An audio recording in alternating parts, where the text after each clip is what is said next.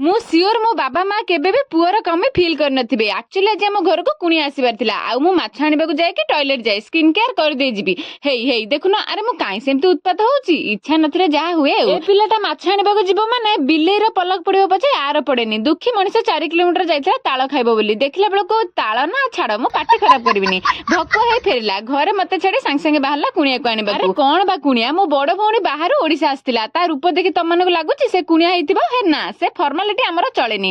ମୁଣ୍ଡିଆ ମରା, କୁଣ୍ଢା କୁଣ୍ଡି, କନ୍ଦା କଟା, ମାନେ କଣ ଯାତ୍ରା ଚାଲିବ ନା କଣ? ଆମେ 3 ଭଉଣୀ ଏକାଠି ହେଲେ ମୁଣ୍ଡ ଉପରେ ଛାତ ଆଜବେଷ୍ଟ କିଛି ରୁହେନି। ଯାହା ପେଟ ପୂଜା ପାଇଁ ଆଣିଥିଲା ଗୋଟି ଗୋଟି କରି ବାହାର କଲୁ।